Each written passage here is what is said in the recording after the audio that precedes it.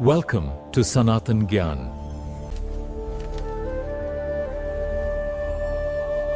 नमस्कार। आज हम श्रीमद् भागवतम की एक बहुत ही दिलचस्प और कह सकते हैं नाटकीय कहानी पर बात करेंगे। ये कहानी है महाराजा परीक्षित को मिले श्राप की। हाँ, एक ऐसी घटना जिसने इतिहास की दिशा बदल दी। हमारा जो स्रोत है वो श्रीमद् भागवतम का पहला स्कंद, अध्याय 18। शीर्षक है महाराजा परीक्षित को एक ब्राह्मण बालक द्वारा श्राप। और महाराजा परीक्षित वो कोई साधारण राजा नहीं थे। बिल्कुल नहीं। भगवान कृष्ण ने खुद गर्भ में उनकी रक्षा की थी। वो धर्म के रक्षक माने जाते थे। और कलयुग की शुरुआत में उन्होंने अधर्म को, मतलब कली के प्रभाव को काफी हद तक नियंत्रित भी किया था। हाँ। तो सवाल यही उठता है कि इतने महान, इतने पुण्यात्मा राजा को श्राप मिला कैसे? ये वाकई सोचने वाली बात है। क्या ये सिर्फ एक दुर्भाग्य था, या इसके पीछे कोई गहरा आध्यात्मिक संदेश छिपा है? चलिए इसी को समझने की कोशिश करते हैं आज। बिल्कुल। देखिए, महाराजा परीक्षित की महानता को समझना जरूरी है। वो नारायण परायण थे। नारायण परायण मतलब उनका जीवन पूरी तरह भगवान नारायण को ही समर्पित था। उन्हें मृत्यु का भी डर नहीं था। बिल्कुल नहीं। हाँ, ये तो प्रसिद्ध है कि श्राप मिलने के बाद भी उन्होंने राजपाट त्याग दिया और 7 दिन सिर्फ भगवत ज्ञान सुना सुखदेव गोस्वामी से। सही कहा। और कलयुग का जो जिक्र आपने किया वो भी बहुत अहम है यहाँ। अच्छा, कैसे? जब तक परीक्षित सम्राट थे, कलयुग पूरी तरह हावी नहीं हो पाया था। भगवान कृष्ण के पृथ्वी छोड़ने के बाद कली का प्रभाव तो शुरू हो गया था, अधर्म बढ़ने लगा था, लेकिन परीक्षित का शासन उस पर एक तरह का अंकुश था। तो कली का प्रभाव मतलब गुस्सा, अहंकार, ये सब चीजें ज्यादा प्रबल होने लगती हैं। बिल्कुल। असहिष्णुता, क्रोध, अभिमान, ये सब कली के लक्षण हैं। समझ गया। तो अब आते हैं उस घटना पर। कहानी शुरू होती है एक शिकार यात्रा से। हाँ। महाराजा परीक्षित जंगल में शिकार पर निकले थे और हिरणों का पीछा करते करते वो काफी थक गए। उन्हें जोरों की भूख और प्यास लगी थी। और पानी ढूंढते ढूंढते वो अचानक पहुंच गए प्रसिद्ध शमीक ऋषि के आश्रम में। संयोग से। हाँ, संयोग से।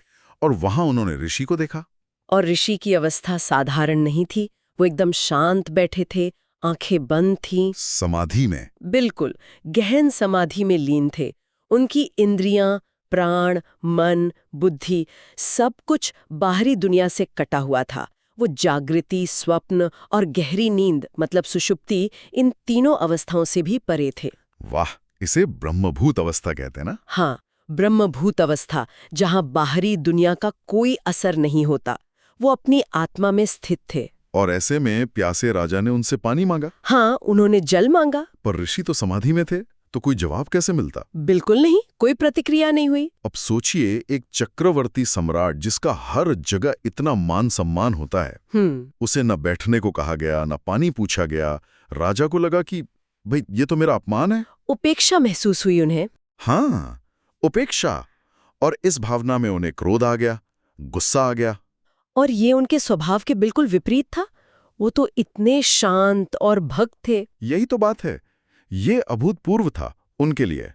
और गुस्से में उन्होंने क्या किया? उन्होंने एक मरा हुआ सांप देखा पास में पड़ा हुआ। हाँ, और उसे अपने धनुष की नोक से उठाया और ऋषि के कंधे पर रख दिया। और फिर चुपचाप अपने महल लौट गए। पर यह थोड़ा अजीब नहीं लगता? इतने महान भक्त, इतने संयमी राजा क्षण भर के अपमान से इतना विचलित हो गए। ये बहुत महत्वपूर्ण सवाल है। और लौटते समय शायद राजा के मन में भी ये दुविधा चल रही थी। क्या सोच रहे थे वो? वो शायद सोच रहे थे कि क्या ऋषि सच में समाधि में थे, या वो जानबूझकर एक क्षत्रिय राजा का स्वागत करने से बच रहे थे, मतलब ढोंग कर रहे थे। अच्छा। ये गुस्सा, ये काम, उनके जो मूल स्वभाव था नारायण परायण, उससे बिल्कुल मेल नहीं खाता। तो फिर ऐसा क्यों हुआ? इसीलिए कुछ व्याख्याकार मानते हैं कि ये शायद भगवान की लीला का हिस्सा था। लीला मतलब हो सकता है ये घटना इसलिए रची गई हो ताकि आगे चलकर श्रीमद् भागवतम के प्रवचन का रास्ता खुल सके। परीक्षित को श्राप मिलेगा, तभी तो वो सब त्याग कर भागवत सुनेंगे। ओ अच्छा, ये एक गहरा दृष्टिकोण है। हाँ, ये एक बहुत ही जटिल मनोवैज्ञानिक और आध्यात्मिक क्षण था उस समय। राजा तो महल लौट गए, पर आश्रम में मामला अभी शांत नहीं हुआ था। नहीं, बिल्कुल नहीं। ऋषि का एक पुत्र था, श्रृंगी। हाँ, श्रृंगी। वो तेजस्वी तो बहुत था, ब्राह्मण का तेज था उसमें, लेकिन उम्र कम थी अनुभव नहीं था। और वो उस समय बच्चों के साथ खेल रहा था। हाँ, आश्रम के बाहर खेल रहा था और खेलते खेलते ही उसे किसी तरह ये खबर मिल गई कि राजा ने उसके पिता का अपमान किया है। बिल्कुल। जैसे ही उसने सुना, वो गुस्से से आग बबूला हो गया। उसने क्या कहा? वो चिल्लाने लगा, कहने लगा, अरे देखो तो, इन शासकों का अधर्म देखो। ये तो उन कुत्तों और कौओं जैसे हैं जिन्हें मालिक पालता है और वो पलटकर मालिक पर ही भौंकते हैं या काटते हैं। बाप रे, इतनी कठोर तुलना। हाँ, उसने तर्क दिया कि जैसे किसी सेवक या दरवाजे पर बंधे कुत्ते को मालिक के घर में घुसकर उसी की थाली में खाने का हक नहीं होता, वैसे ही राजा को ऋषि का अपमान करने का कोई अधिकार नहीं है। और उसने कृष्ण का भी जिक्र किया। हाँ, उसने कहा कि भगवान कृष्ण के जाने के बाद ऐसे ही धर्म से गिरे हुए, मर्यादा तोड़ने वाले शासक पैदा हो गए हैं।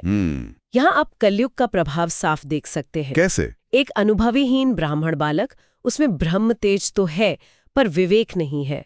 वो अपने थोड़े से तेज के अहंकार में वैदिक संस्कृति की जो मूल भावना है, विनम्रता, सहनशीलता, विवेक, उसके बिल्कुल विपरीत जा रहा है। सही बात है। थोड़ी सी शक्ति या तेज के नशे में उसने एक महान राजा, जो भगवान के इतने बड़े भक्त थे, उनको दंडित करने का दुस्साहस कर दिया। ये तो ब्राह्मण के आचरण के भी विरुद्ध हुआ। बिल्कुल। और गुस्से से उसकी आंखें लाल हो रही थीं। उसने फिर श्राप दिया? हाँ, उसने पास बह रहे कौशिकी नदी का जल हाथ में लिया और अपने दोस्तों के सामने एकदम गरज कर श्राप दिया।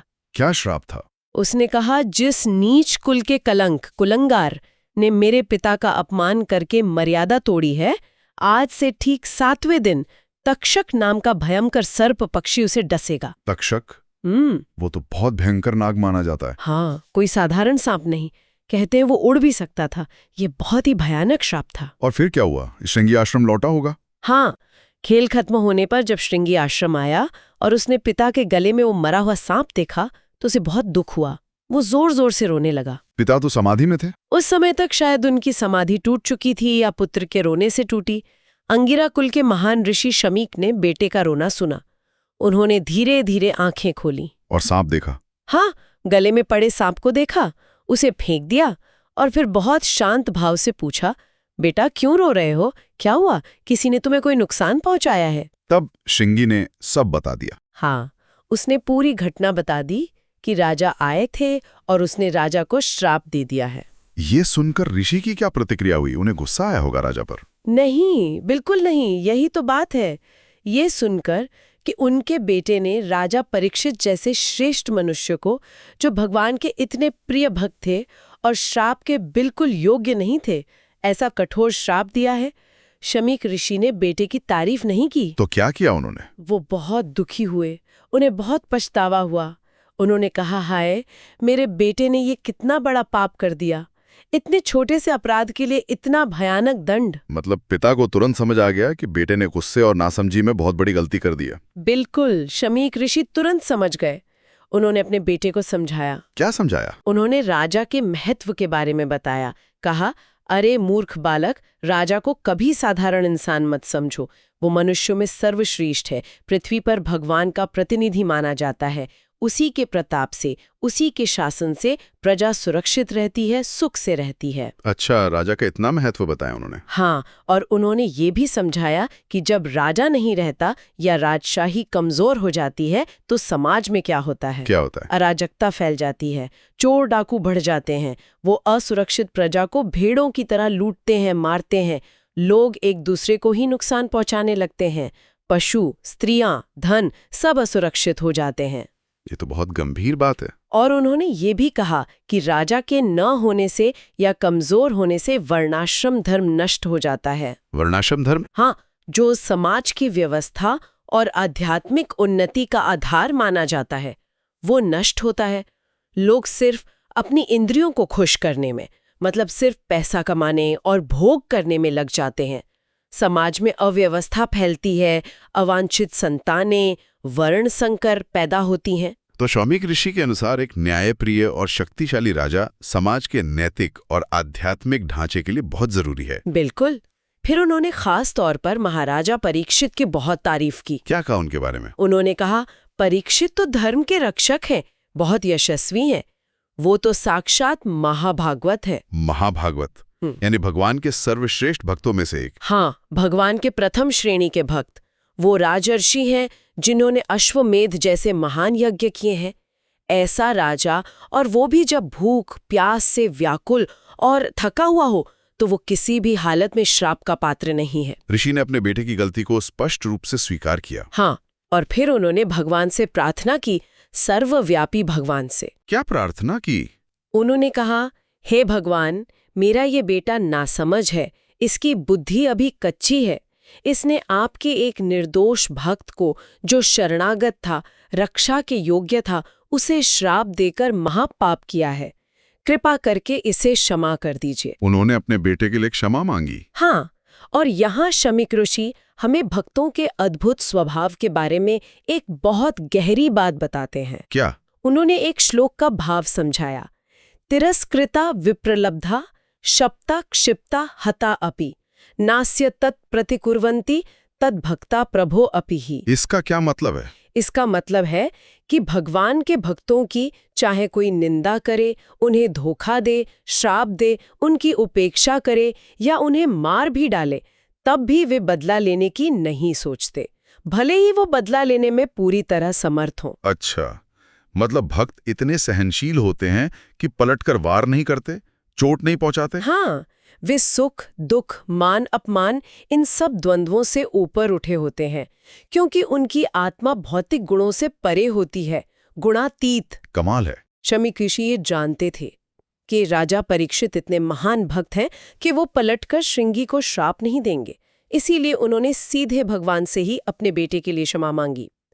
उन्हें राजा के क्रोध का डर नहीं था, उन्हें अपने बेटे के पाप का डर था। ये भक्तों की सहनशीलता और ऋषि की अपने बेटे के कर्म के प्रति जिम्मेदारी, दोनों का अद्भुत उदाहरण है। सही कहा। तो इस पूरी कहानी का अगर हम सार देखें तो हमने देखा कि कैसे महाराजा परीक्षित जैसे महान राजा भी एक क्षणिक आवेग में थकान, प्यास, अपमान की भावना, इसके चलते एक भूल कर बैठे। हाँ, एक ध्यानमग्न ऋषि का अनादर कर बैठे। और दूसरी तरफ एक अनुभवहीन ब्राह्मण बालक श्रृंगी अपने ब्रह्म तेज के अहंकार में उस छोटी सी भूल पर इतनी भयानक, इतनी अनुपातहीन प्रतिक्रिया दे बैठा, जिसका परिणाम हुआ मृत्यु का श्राप। लेकिन शायद सबसे जरूरी सीख हमें मिलती है पिता शमीक ऋषि की प्रतिक्रिया से। बिल्कुल। उनका गहरा पश्चाताप, राजा के पद का क्या महत्व है, इस पर उनका ज्ञान, और एक सच्चे भक्त का स्वभाव कैसा होता है, सहनशील, क्षमाशील, बदला न लेने वाला।